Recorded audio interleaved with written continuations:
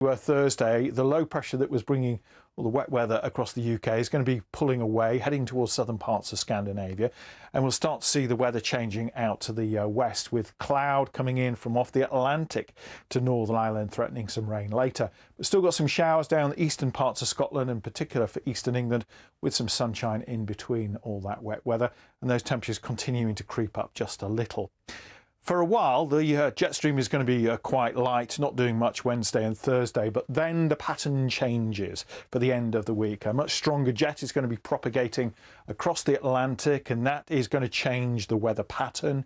It will pick up an area of low pressure. It looks like it's going to deepen it, so the winds are going to be strengthening, and we're going to have some rain on Friday as well. On the face of it, doesn't look a particularly nice day on Friday. A lot of rain around, heavy at times, strong, even gale force winds pushing that rain in as well. And those temperatures probably around 14 to 17 degrees to end the week. Now, that area of low pressure, quite a deep one, is going to then push away with that stronger jet, and we may well find another area of low pressure threatening to move in. But it looks like as we head into the following week, pressure will start to build as the jet stream becomes more undulating and buckling somewhat. But some wetter, windy weather certainly by the end of the week and into the weekend, before things then maybe become a bit drier, particularly in the southeast. That's it. Goodbye. Tear gas was fired to try and disperse the crowds. More eyes on women's football. What is next for the sport? There aren't many experiences that can rival a mountain gorilla in its natural habitat. Contrary to everything you've heard about blind people, I can actually see light and dark. You do have to stay active with my disability. A week ago it was the Irish Prime Minister, yesterday it was the Scottish First Minister, but Laura is a crumbled wreck confronted by Boris the Parrot. There's always more to the story with our podcasts. Listen on BBC Sounds. We lift everything. Behind every headline, there is a human story. This is Our World.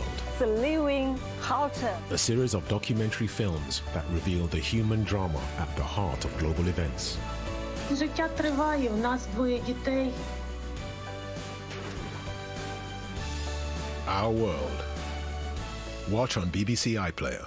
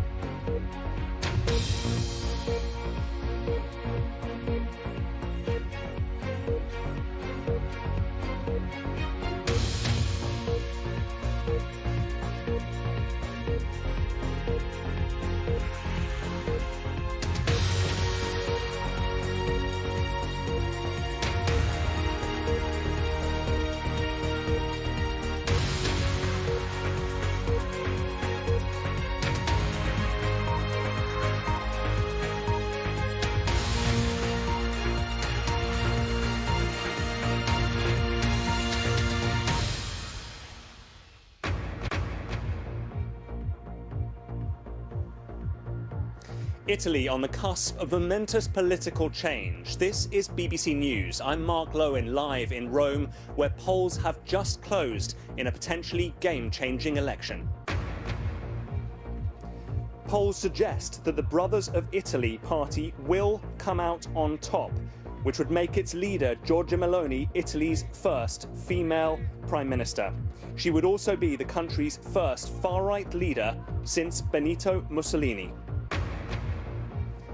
It all hangs on whether a coalition can be formed with the League, led by Matteo Salvini, and Forza Italia, headed by the former Prime Minister Silvio Berlusconi. We'll bring you all the results and analysis as they come in on this, the most crucial of election nights. And I'm Lucy Gray with the other main stories this hour. The Iranian president threatens decisive action to stop the wave of anti-government protests sweeping the country. Super Typhoon Noru has hit the Philippines and is set to sweep through the capital Manila with winds of up to 175 kilometers an hour.